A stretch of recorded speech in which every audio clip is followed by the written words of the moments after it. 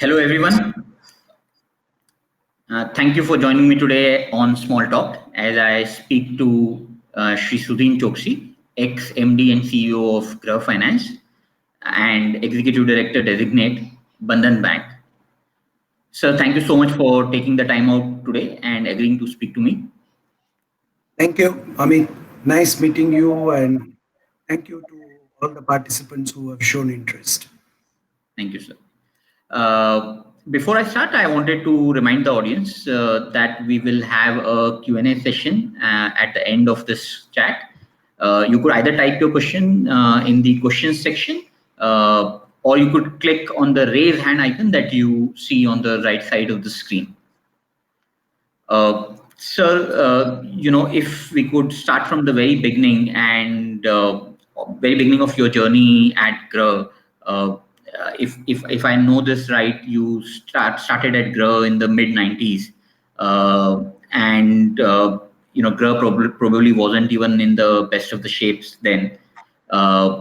Just give us a sense of what was it like then, and the sector, affordable sector, sort of didn't exist then, and why did you sort of decide to pick up this opportunity? I joined Gruh in 1993. Right. I think it was an accidental meeting mine with my former managing director, Mr. Nitin Palani. We both were ex-colleagues at HDFC Bombay. We both had started the career there at Bombay. I was away after 3 years from HDFC, and then I had a short stint with Deepak Nitrate. I happened to come to Ahmedabad for some work I had with RBI. And since I had a time on my hand, I said I'll go and say hello to my ex-colleague. I had not met him for a long time. And it was just, two colleagues meeting after a span. I didn't realize that meeting plant a thought in the mind of Mr. Pilani to invite me at a later date. So maybe after a couple of months, he called me and saying that why don't you look at this option of joining us? We have come out with IPO, first IPO, and we have a plan to grow at a much faster rate. And we wanted to diversify into not only housing finance but undertake the other financial activities. If you remember, in mid 90s, NBFCs started. There was a lot of demand for bill discounting and the lease discounting, and a lot of those financial products NBFCs indulge in. It started with the car financing, auto financing, and then it sort of branched out into all these other financing options. So I said, fine. One, obviously, it was HDFC baby. So I think that was the first consideration of I accepting the invitation. Second thing, I saw that the size of the company was only 50 crore. IPO had come up, and obviously there would be opportunity for the company to grow. And therefore, I joined Gruh in 1993. Initially, the company had, when I joined, company had just completed around 5 years of its operation, and company had not made a desirable impact. I think the investors' aspirations or the sentiments were not met, and they were looking for diversifying and undertaking other activities. I joined at that point of time. I did realize that staff productivity was very low from the desired situation. Second thing, I saw, the IT system. I felt it was not suitable for, retail lending operation. It was a standalone PC system at respective branches operating on a batch processing environment at that point of time. The platform also was a Fox Pro system. So I felt that was one of the challenge which we had. Three, that was a time, if you remember, late 80s and mid 80s, the unions, every public limited company would get into the union, the staff. So I think it was a beginning, and the culture was marred by the staff union activity. It used to take a lot of time of the management, doing the counseling and things like that, sort of drawing their attention. This is not on a right path, which will not benefit mutually both the company as well as to the staff members as well. So I think those were the major two or three situations. We had only four branches in the state of Gujarat, and the company had to be taken beyond Gujarat, or at least grow within Gujarat, because the HDFC had set up, late Shri H.T. Parekh. It was his dream that HDFC has remained confined to metropolitan and large cities of the country. They were so much flooded with a request for a home loan at all these urban locations, that he felt that there is a need for a separate housing finance company which can focus on semi-urban and rural locations. Right. HDFC that time had only one branch in Gujarat, Ahmedabad. So obviously you can imagine the whole of Gujarat needed to be catered. So that's Correct. how he selected Gujarat, and he says we can start from here. Once you penetrate, we can go into the other adjoining states. That was his plan then, and with that objective, he set up the group. And that is where in '93 I joined. Obviously, I picked up, I understood the organization, I understood what needs to be done. And I think at some point of time in 1998, I took the charge of the company as a CEO. Uh, Right. and I think then we got focused into what we wanted to do. All these indulging into consumer finance and lease finance and all those things were not in tune with what the objective was set up. Right. So we dismantled, discontinued that. The company had gone into the difficulty because we had given a developer finance, and the real estate crash of the mid '90s caused a large amount of NPAs. Right. We had our two quarters, we had to declare losses. Sep- June quarter '98 and September quarter '98. And I think the board felt that there is a need for a change. Uh, and I think they asked me to take on the baton. And obviously, I had NPAs more than 5% on my hand. And we had still in the midst of the expansion plan. We were in the midst of migrating from our old software system to the new software system. Right. So I think those are the kind of the challenges in which I took the charge of the company. Right. Right. And you said a couple of things you did. One was sort of defocus from everything else and just focus on retail housing finance. That's one. Two is you said the IT piece. You sort of brought in IT systems and streamlined those processes. I think you also mentioned about some of the labor issues or staff union related issues that were there. Uh, so those were some of the issues that you sort of addressed. But in terms of from '98 onwards till the time that we have a separate P&L, that is October of 16, Gruh sort of grew steadily and sort of maintained a pristine balance sheet and amazing return ratios. What were the two or three, besides the things that you mentioned in terms of focusing on specific segment and bringing in the IT segment? What were the other two, three things that you did to lay those foundations?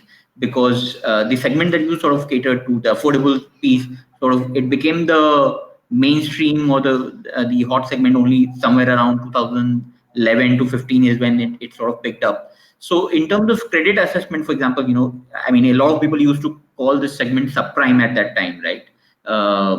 So how did you sort of develop the credit systems, and more importantly, how did you sort of convince your lenders that this was a segment that was bankable? Uh, See, I think there are many factors. It is not only one or two things, but mainly I'll talk about. I'll go back to the IT system. I think because IT system was necessary when you want to do retail lending across a lot many geographical locations. Uh, and when we decided to move away from our old system, we hired TCS. Right. Of time, I remember sent out a request to Infosys, TCS, and one more company. Infosys refused, saying that we work only abroad, we don't undertake any small projects in the country. TCS was kind enough to work with us, and I think that software is still living up to its usage today also. Even Wow. when we have merged with Bandhan Bank, Bandhan Bank recognizes and realizes how good that system we have designed and still meets the needs of the current time, even with the regulatory changes. I think the major thing which we did was spend a lot of time. I personally also was involved, and my team were involved. We designed the system. And let me tell you, at that point of time, when the regulator was not talking about risk categorization, there were no credit bureaus in Right. India. Okay? And we developed the system when because I personally felt that in a lending cannot be at a uniform price. There Right. has to be a risk-based pricing because everybody's credit worthiness is granularly different, and therefore we must introduce a credit score methodology incorporated. And let me tell you, this we did it. We designed it at that point of time. TCS had no knowledge of the housing finance because there were not many housing finance companies. Right. HDFC had taken software from the Datamatics. That time, Datamatics was one of the leading software house and the vendor Right. support. So we didn't wanted to go to Datamatics. We said we'll go to TCS because we want Oracle platform. I came from the computer background, so I wanted to go for the platform which will give us a long life, and we designed all these things.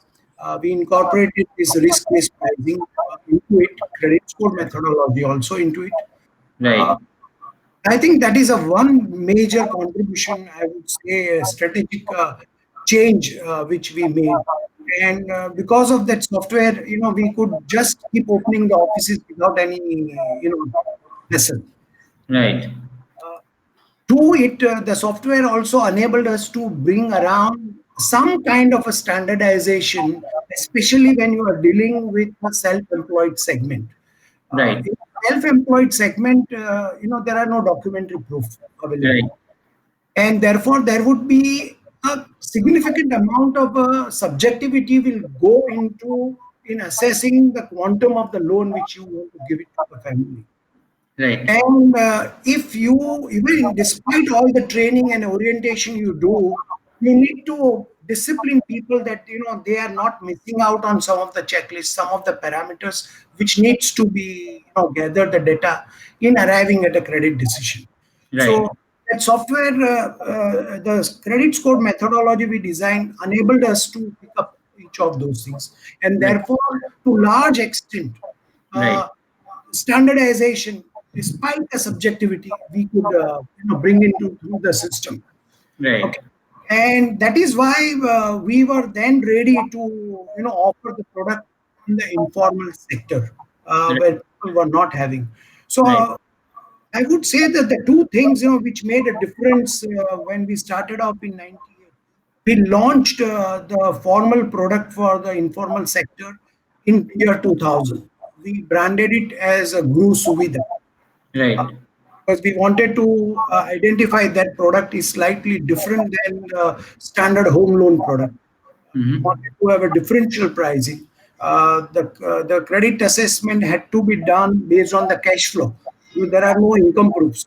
Right. To want to give a loan to rickshaw operator, you need to understand, how is cash flow. He never prepares it. There are no certificates. There are nothing available, and you have to spend a time with them and assess. The subjectivity will come. So I think that software enabled us to do, and I think the software made it easy for us to venture into this sector.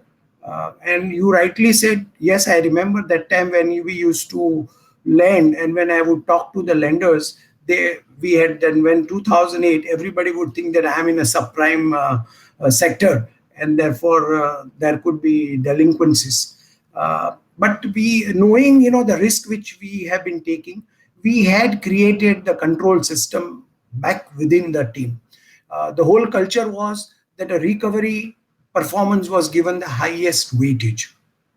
In fact, initially when I was involved in recruiting of the people and putting the team together, I will insist that any new person who joins Gruh has to be first put into the recovery function. Right. Because if he develops the attitude, ability to do the recovery, and the Right. tenacity which he gathers, he Right. will be in a position to understand the variety of the problems which arises at the time of recovery, and therefore his credit decision eventually will be better. So Right. always we would put people first into the recovery responsibility. Once Right. he spends the time, he understands, and then we will move him to the creditor function. So many times people will come and they will not like recovery.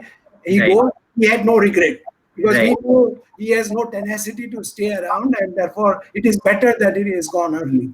So I Correct. think that that was the process, and that is how we sort of created a culture. And even during those days, our even when NPAs had gone up to 5% in the developer portfolio, our retail portfolio performance was only 0.5% gross NPAs. Right.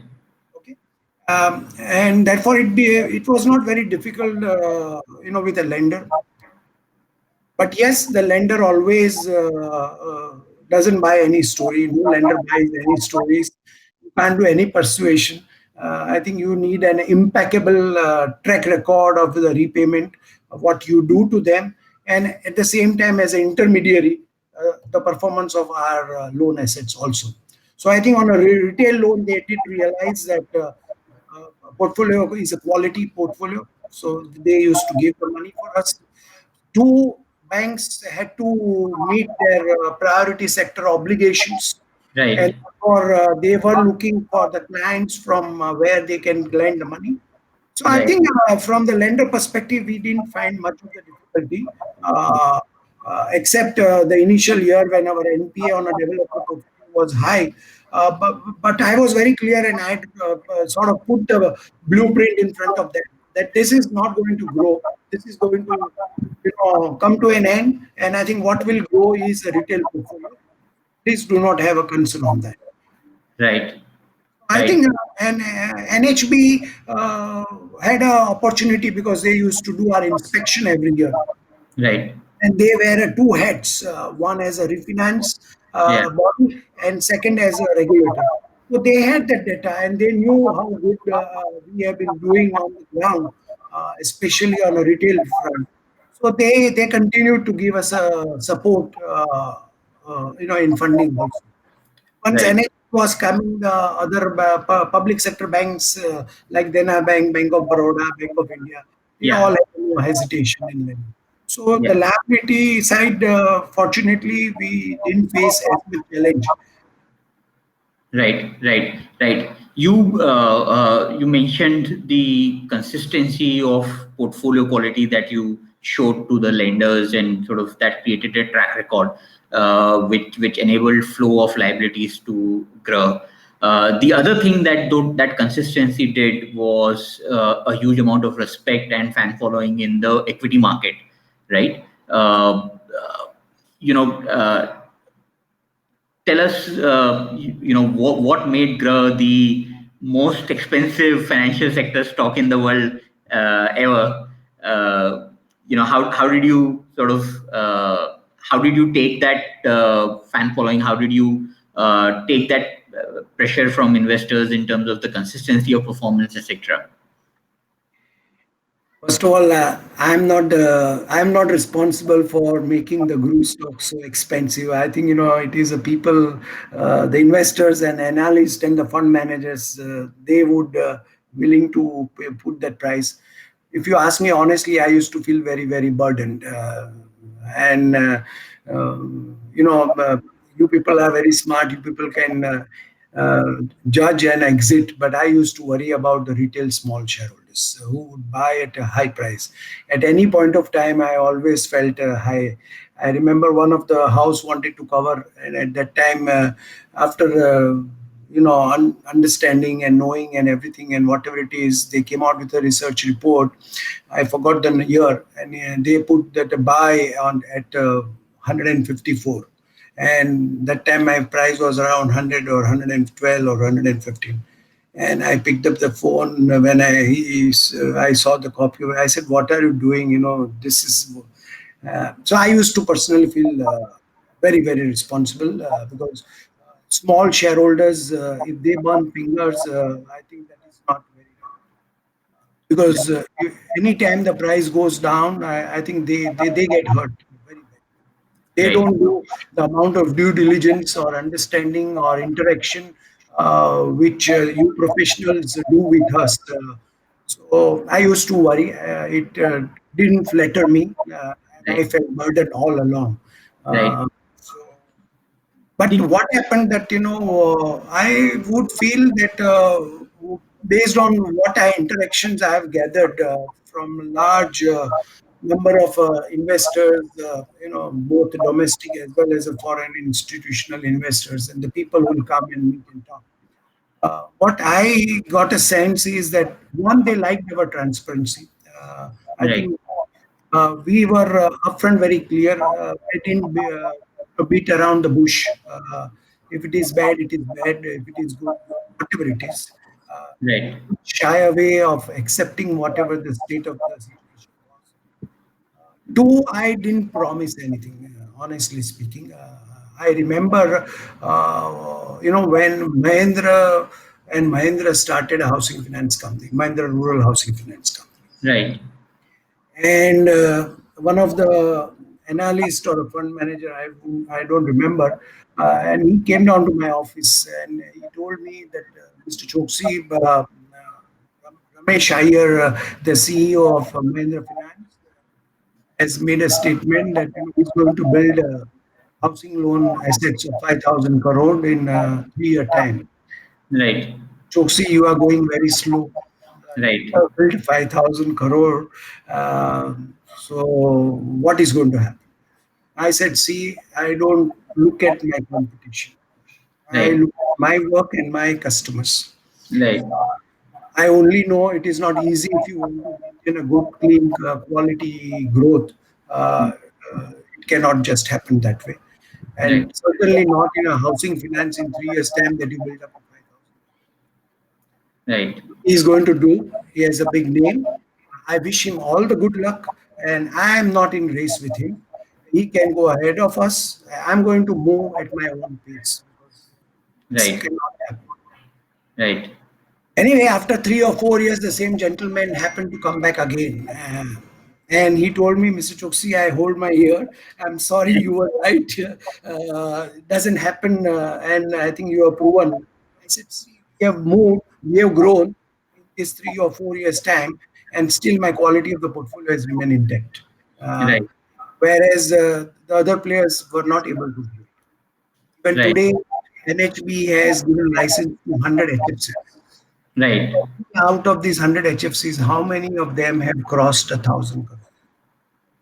Right. Not find more than 12, 20 at the most. Right. Housing finance product moves gradually, slowly. It doesn't Right. happen. Right. It's a long-term product. It's like running a marathon. You can't Right. have a sprint. Auto Right. loan, consumer loan, you can run like a sprint, but not housing finance. Right, right. You were also very measured in your geographic expansion. Despite more than 3, 4 decades, you've sort of concentrated on the western part of the country mostly. What was the thought behind that? Uh, See, primarily, I always believed, people are talking about 2008 crisis. People are talking about 2018. I heard some of the CEOs talking in 2018 that now we have learned that the liability is to be managed and not the asset side. This we knew in 98 or 2000. Let me tell Right. you. I'm not boasting. I'm very humbly making this submission. Right. And therefore, I knew, market is not running away. Market is going to be there. Right. But if you take a firm, slow, steady race or a run, I think there will not be any problem. So we always went by what is available and how much money we can carry with us. Two, therefore, we never came out with any large issue. Many a point of time, people would come and say, Mr. Choksey, there's a premium available. Why don't you raise money? I said, what to do with money? If I keep excess money than what I can consume, I will indulge into wrong product. I will get, because the pressure of giving the returns would come Right. and I might take a wrong decision. So I don't want to take any excess money on our head. Or Right. our liability would decide as to how much we want to grow. Right. So since we had to go based on the resources, we decided we'll expand gradually. Two, I wanted to make sure that we penetrate deeply. Late Shri H.T. Parekh wanted to make sure that we penetrate as deep as possible. He Right. wanted us to go right up to the village level. So obviously, we took a while, to penetrate into Gujarat. I mean, I can boastfully talk about that every taluka, we have our customers, Right. except living a Dang district because it is a tribal district and therefore the land can't be mortgaged and things like that. Leaving that, I think you name it.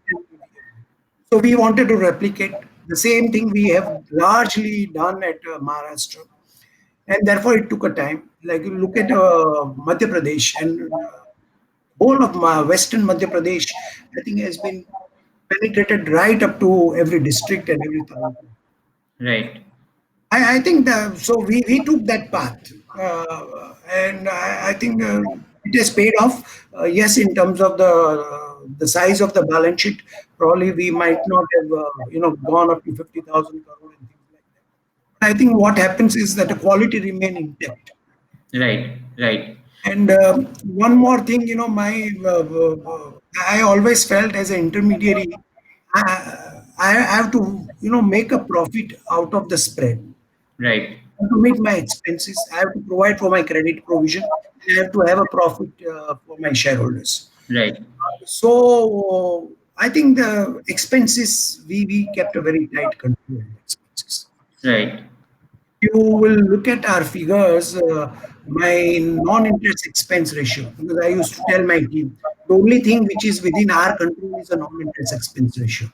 Yes. The yield on the loan is decided by the market, Correct. and borrowing cost also is decided by the market or the lender, depending on whatever your ratings are. And Right. therefore, cost has to be only thing which we can control, and we have to make sure we don't, overspend on that. So I Right. think we were a conservative as far as expense were concerned. And Right. then we maintained very, very stable. You take out 10 years, 15 years, and you will see consistently we never crossed non-interest expense ratio to average total asset more than 1%. It has always remained less than 1%. Because the Right. whole thing, the pricing is a situation was that if you work on a 3% to 4% NIM to average total assets, remove Yeah. 1% of your expense and have a credit provision of a quarter percent or something, you'll end up with a 2% of non-interest expense to average total assets, which Right. will ensure that your investors have getting a reasonable return on this. Right. And if you could get into a little bit of more details on how those expenses were kept in control. Did you have centralized credit assessment desk, or how did you maintain those low expenses? See, first of all, when we changed completely, we had initially the centralized credit sanctioning process. Right. I saw we had 8 or 12 branches, and all the files will come. Every weekend, we used to sit in the office and go through the files and sanction. Right. And whenever we have a query, we'll call up and ask people why like this. And I Mhm. realized I think this is being unfair because the person who is meeting the customer, I think he knows better. He has a sense of it. Some of it cannot be translated, or because it's a gut feeling. He gets a Right. sense of. We said, no, we cannot work on the centralized situation. We decentralize. We said Okay. we need to empower our people. We have the software system, and I think that should take care. And even if they make a mistake, I think we were big enough to absorb those mistakes, Right. unless there is an integrity issue. Right. Integrity issue will other than that. So I think decentralization we did it. But what happened? We kept the productivity. That was one of the standard we would measure, and budgets will happen based on the productivity. Incentives will be given based on the productivity, not on the amount of disbursement. Because writing checks can be very easy. Bringing checks are difficult. So we said productivity would be the criteria, and based on the productivity, you will get a staff. So if you continue So, to sustain certain productivity, you will get additional staff. so you're saying you measured productivity not by disbursement amount, but by number of files? Is that what you're saying? Yes, yes. Oh, okay, okay, okay. And it's interesting that you're saying you maintained a decentralized piece because, at least in the home loan product, centralized credit assessment is almost a given. Most people in housing finance have a centralized credit assessment desk. But you're saying the decentralized piece brought you more efficiency, Yes, I tell you, it brings a much more. First of all, it's an empowerment of the people. People get committed. right? If you are going to write a check, you are going to be having a very responsible. Am I right? If you were to send a file to me, Choksey is taking a decision. He has Right, taken it. Okay. right, right. So when a recovery comes, Mr. Choksey, you took a decision. You didn't say no. Correct. Now, when you take a decision, you become much more responsible, and you will make sure that you will give a credit where it deserves. And even if your credit decision has gone wrong, you will put in all the efforts to bring the money back. Right, right, So right. I think that empowerment, trusting environment which we gave it to the boys, I think that made it possible. The second thing, the need of the business. When you are working on an informal sector, Yeah, what happens that document proofs are not available. Okay. Uh, uh, and willingness to pay, if you have to assess of a borrower, it can be done only through a personal meeting. right, Like if I meet you and I interact, I get a sense of it, I get a feel of it, and right, I will take that subjective or that gut decision. right, Okay. right. And that can be done. If you have a documentary proof available, it is very easy to do it. Even you don't need a centralized file. Many Yeah, players nowadays are doing without meeting the customers. right, right. So I think in an informal sector, if we have a time, I want to share one, just to give an example as to Sure. how, personal meeting can be very useful in a credit decision in this sector. Right, right, The post earthquake, we were working very actively in Kutch, right, and reconstruction was happening. And I mean, lot many customer we have done, but this one customer has remained with me in my memory because it was a very unique case. And we had Gujarat, along with the Gujarat government, we had a loan mela set up, and all families had come. And there was a gentleman, and he obviously met my credit officers who were being, interviewing them. No documents were available, documents were lost, properties had gone, and things like that. Now he comes and he tells everything, that this is what I was doing. I was a goldsmith. I used to make a Mangal Sutra and supply to the big wholesale room, showroom, and that's it. And I was not doing anything else. Unfortunately, that reference you can't take because that gentleman has gone away to Bombay. Uh, And obviously, he didn't meet minimum requirement what we were looking at that point of time. And I think that he was persistent. And he insisted and says, I want to meet boss who's sitting inside. I can see his and he insisted, and he never said no to anybody. He was sitting on a tent and running the office in Kutch. So he did come down and he sat with me and he told me, sir, I want a loan. This is how the situation is. I said, what were you doing? I heard the story. And I explained to him and I was trying to counsel him that, we would like to help you, but unfortunately, no reference also is available. So then he says, no, I can only give you one thing. He says, I said, okay, what is it? He took out his wallet. And from the wallet, he took out a small cutting of which would have appeared in a Kutch Mitra local newspaper. And I read that. And it was a story about that a rickshaw fellow operator, honest operator, he handed over some foreign lady's purse which carried dollars to the police station. Right. And he said, sir, this is me. Wow. So I immediately we said, we don't need any document. Keep a photocopy of this news clipping. This will be the only basis on which he wanted 2.5 lakh of rupees. We gave him 2.5 lakh of rupees.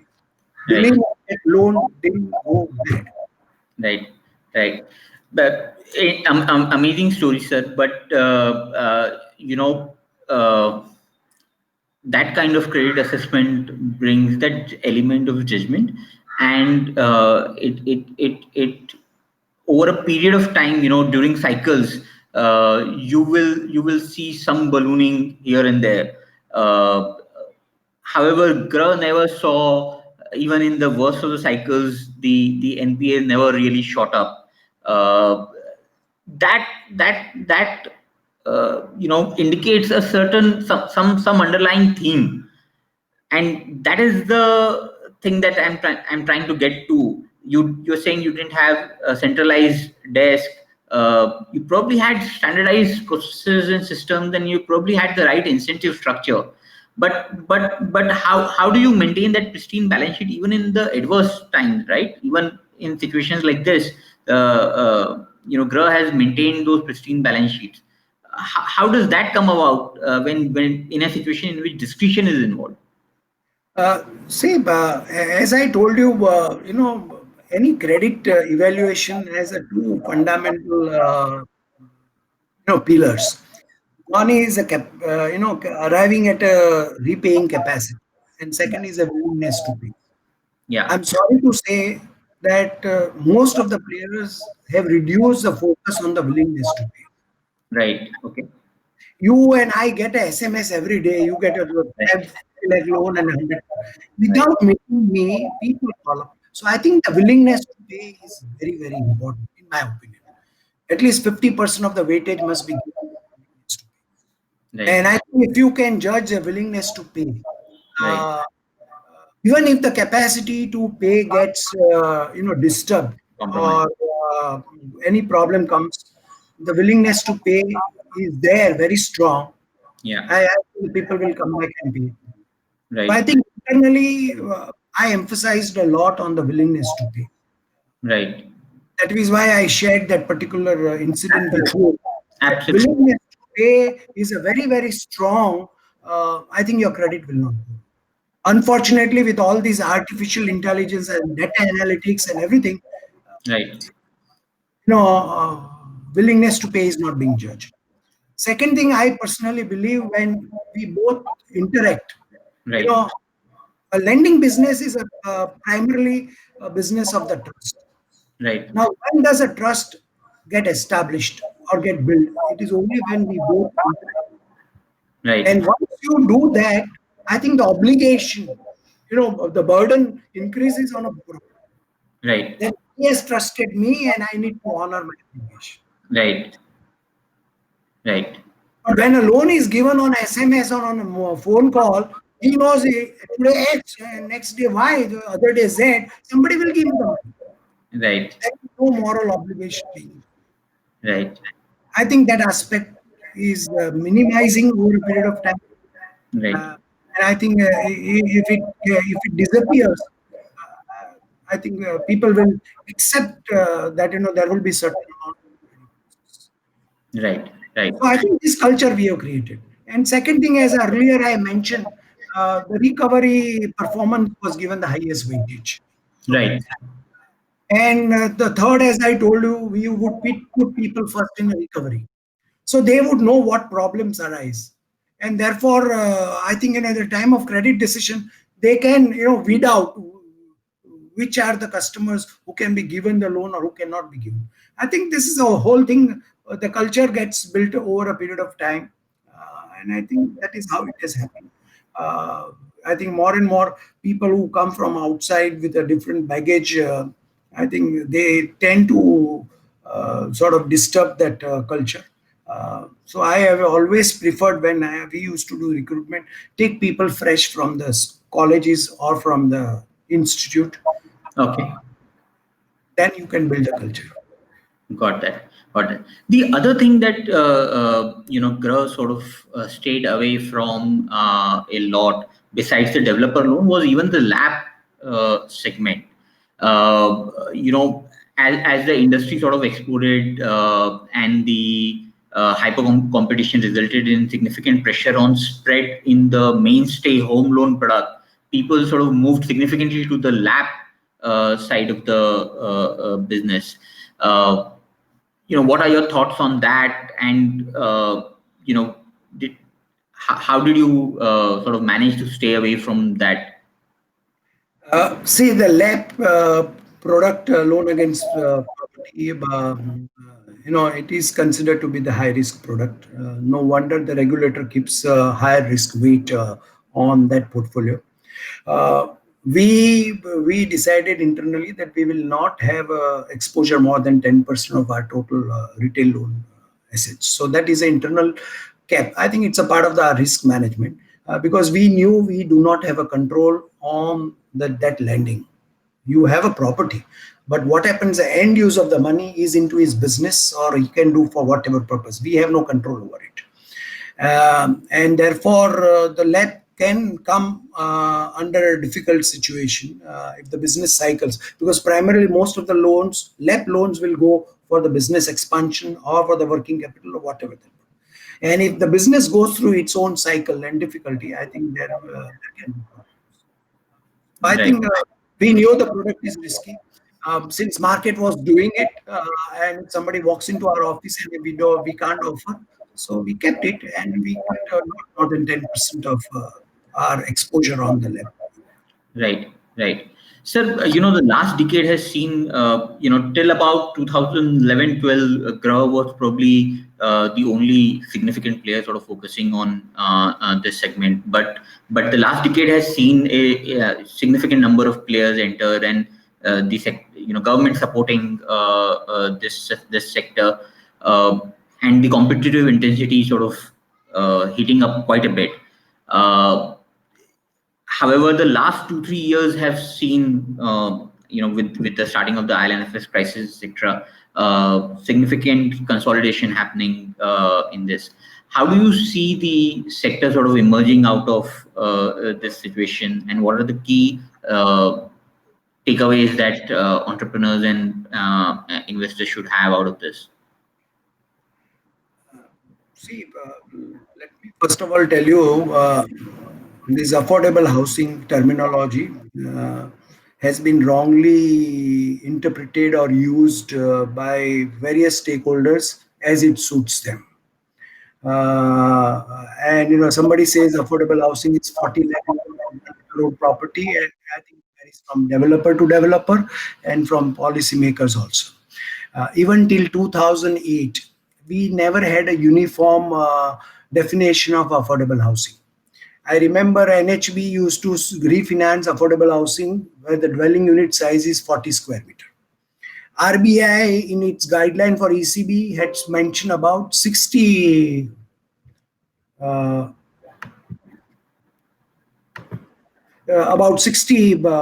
square meter for ECB Right, borrowing.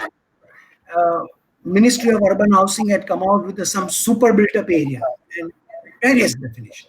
It is yeah, only 2008, when Mr. Deepak Parekh headed committee, they gave a definition that what should be affordable housing. And I Yeah. think that was spelled out very clearly. 300 square feet should be for the EWS, carpet area, and 600 square feet for LIG, and less than 1200 square feet for MIG, higher than MIG. So I think this is the definition, and I'm glad that the government has stuck to that definition. Even when they announced this housing for all in 2015, and the policy document, the first policy document, I think it's a perfect prescription for that. Okay? Right. Uh, I think this topic I can talk for a long, because I have a very some of the very strong views on it. So I will take a little longer time if you don't mind. Should I? Please, please. Yeah, 45 minutes is already done. No, no problem, sir. Please go on. Now, if you look at it, housing shortage, the policy came out in 2015 based on the census of 2011. They said the 18 million is urban housing shortage. Yeah. Now, if you look at the housing shortage, 92% of the shortage is in respect of EWS and MIG category. Right. Now, I wonder how many of the developers or how many of the housing finance companies are supplying these units, which should be less than 600 square feet. This government, despite coming out with the perfect prescription in that policy document, they diluted. They included MIG 1, MIG 2, and they said we'll give a subsidy even to the units which are bigger than that. So is it a truly affordable? Right. 1200 square feet, a family buying a 1200 square feet unit also gets a subsidy.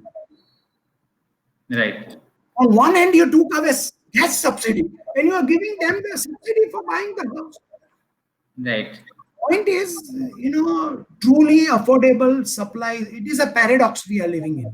Right. We have excess supply or unsold inventory of MIG and LIG units, Yeah.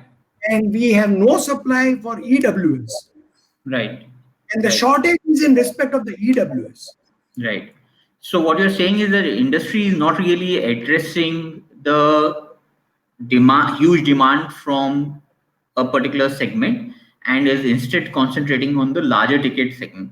And what you're saying is that the both the developer as well as the lending community is not targeting the segment which has massive opportunity. Very true. See, for a housing finance company, they will finance when the supply is available. Somebody Right. buys it.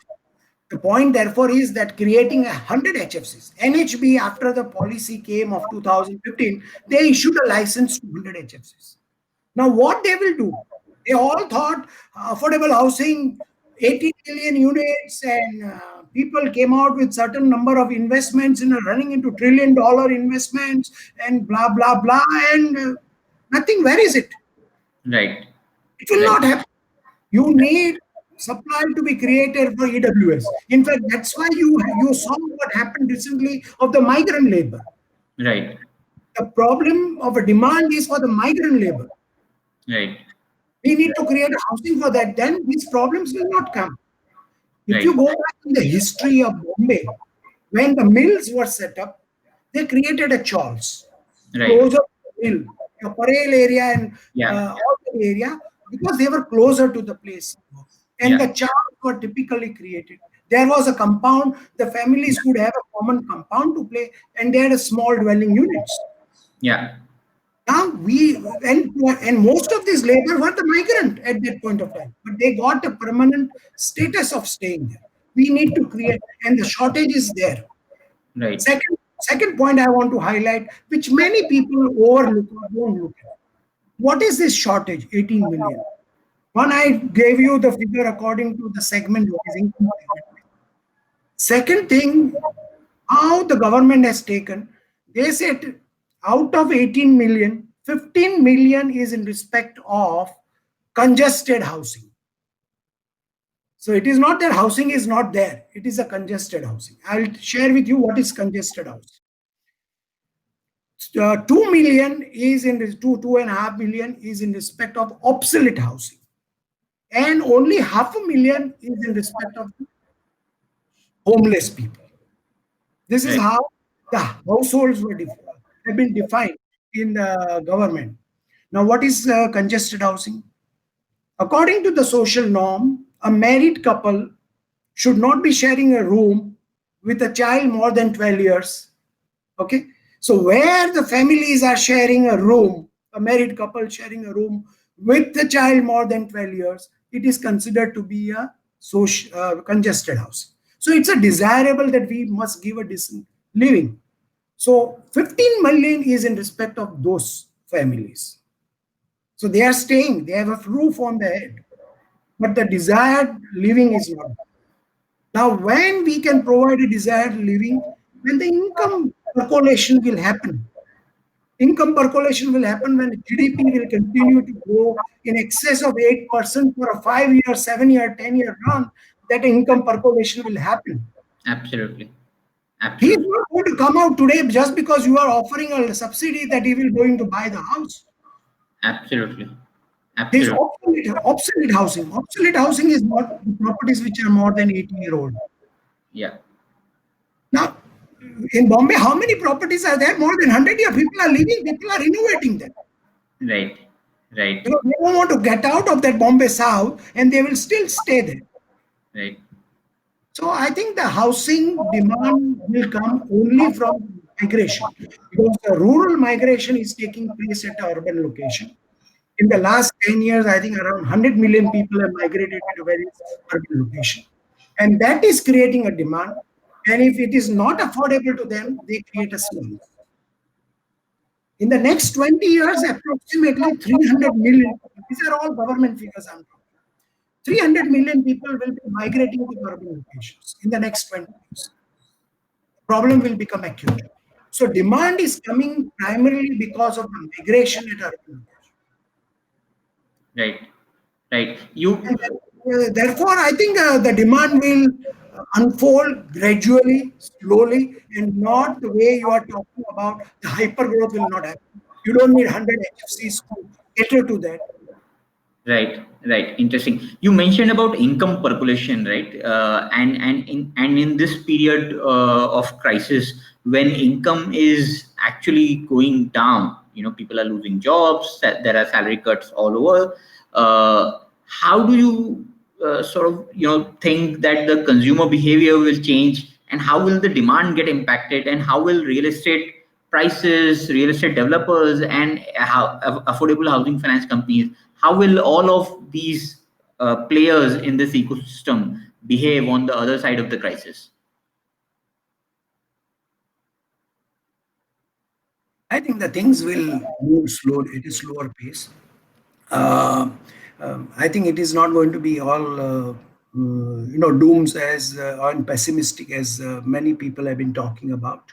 Um, I've seen the crisis of the earthquake, as I told you. I saw the families losing their property, family losing their bread earner also. Uh, and we helped them build houses. They all repaid their loans. And the life has come back. Kutch is now a booming district. The kind Yeah. of the government support and everything has come. Right. So I think this was much bigger on a scale because the whole country was affected, but it Yeah. was not as intense as what happens in a natural calamity. Yeah. Uh, and therefore, I believe things will come back to normal. I think lenders will have to keep a little patience on this. Right. A lot of maybe economy operated at 25% or 30%, but it was operating. Yeah. And I think maybe there will be a little change in the preference of the spending.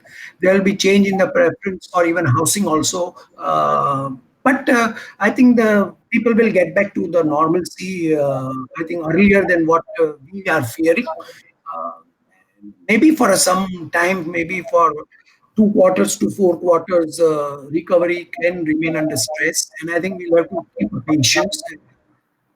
I think understand borrower situation. Government has rightly came out with a moratorium and things like that. So Right. I think I don't see, but the demand will not happen the way hyper, which was about affordable housing, the way it is being spoken since for the last 5 years. Right. Right. So Everything will happen gradually. right, right. So one more trend that has sort of played out in the premium segment is that a segment which was mainly dominated by HFCs got targeted by larger banks, and today SBI and the large private sector banks are big lenders in the premium segment. They are also sort of entering into the affordable segment. What has also happened in addition to this is a lot of SFBs in their quest to diversify their asset base have entered into the affordable housing space. And they do have that rural distribution, right? They do have that understanding of the self-employed segment, and they are entering into the affordable housing segment. So do you see the same thing, right? Banks garnering more share of the affordable housing space. Do you see that playing out in the affordable segment? That's one. And two, will that result into a similar compression of spreads, etc.? And then what's the play for affordable housing space? That's the question that I am sort of broadly talking about. And put that all of that in the context that smaller HFCs have been struggling in terms of getting bank liabilities, right? If you add all of that together, it seems like a difficult play for smaller affordable housing focused HFCs. What's your take on that? See, my take right from the time the government gave 100 license to 100 players, I think that itself was a signal that at some point of time there will be consolidation. Okay, it's not easy to run a housing finance company because you inherently live with a mismatch of ALM. In our country, we do not get a long-term debt. Okay, and you have a long-term loan, so you are inherently exposed to the ALM mismatch. And I think when you are new and when you are small, it becomes much more challenging to manage that ALM mismatch. Okay, and therefore, even when post 2015, I would keep reading in the paper so many license given and this and that, and NHB took a pride in that. But I knew, I think at some point of time there will be less number of HFCs will survive. I've seen many HFCs being wounded up and gone. So I can, there is no doubt about it. For whatever may be the reason, the pricing pressure, the competition from the bank, because what competition the banks can price a loan, I think it will be very tough. SBI now offers the loans, at a significantly low pricing. I Yeah, wonder if small HFCs can match those prices. yeah, 7.9%. So and even if you have to cater to inferior credit, that is what would happen because Yeah, you can't afford to lend at 8%. You are borrowing at 8%, and you lend it at 10%. 10%, the quality of the quality would be little inferior credit risk. They'll have to work more cautiously. They'll have to work more harder for the recovery. So I think it will be a challenging period. That HFCs can't survive. Banks have an advantage in terms of the pricing on the liabilities. right, right. Interesting. Sir, thank you for this. I think, and I'm opening this for Q&A, and we have a question from Nutan. She's asking about the role of Gruh referral agent. That she's saying that will be possible to understand large components of your cost base. Then I think what she's trying to point at is that the referral agent sort of helped you significantly in keeping the cost of originations low. So just wanted to understand the role of referral agent in your origination engine, and how you sort of incentivize him and maintain the quality of the leads that came through that. She's absolutely right. I think this was one of the way to keep our costs low. At Gruh, we didn't keep any single sales staff Right. because the sales staff is very difficult to manage and difficult to measure their productivities. And therefore, we said we'll depend on the referral agents who are the freelancers. Right. And I think the quality, so I think the whole thing was that we concentrated on quality of the credit. Yeah. So they will bring the inquiry. He will assess the inquiry. And his job was only to pass on the referral inquiry to us. Rest all was up to us. If that inquiry fructifies into a business, then we will give him the fee. And that's it. And every 11 months, 12 months, we'll see the renewal. So they were not permanent fixture like that. Okay. So they had to be constantly on their toes to make sure that they remain relevant, productive, and they continue to bring good quality. So suppose if somebody brought cases and his cases were not good, maybe because of my people, I don't hold him responsible because recovery we are taking place. But then we would know that he's garnering cases which are inferior quality. Okay, so we will decide to part our association or not. I think referral agents that did help us keep our costs low. She's absolutely Right. And how's that different from the DSA network that people typically employ? see, in a DSA, what happens, they are expecting, the entrepreneur to have his own office, to have his own sales staff.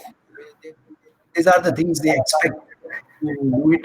He needs to make a quite a large amount of investment to run that setup. And therefore, he will be accomplished to the business volumes for him Right. to. I Right. think we wanted to get into that kind of situation. But I think anywhere, when it comes to credit, you start putting the pressure, the quality will get compromised. Right. And Right. market is not running away, as I told you, till 2040, housing finance will continue to grow. Do it in a right, proper way. Right, right, right. So, sir, I think we're broadly done with the questions. I think I have one last question, which is, you know, you mentioned that there will be pressure from the bank side, etc. How do you see? What role do you see NHB playing into this? And how do you envisage the HFC sector sort of coexisting with the housing finance sector? See, HFCs and Banking banks sector. coexist. There is no doubt. Let me Yeah. tell you, when ICICI decided to convert themselves into ICICI Bank, Mr. Kamath was talking about universal bank. And I think I remember that time, people used to tell me, see, you are on a dead end and HFCs will come to an end. Today, 20 years and HFCs have increased and HFCs have continued to remain relevant. So I don't think that you can think that HFCs will come to a dead end. No, HFCs will coexist with banks. Okay, and I think NHB role is now getting very clear because now we are not going to wear two hats. Regulation has gone to RBI.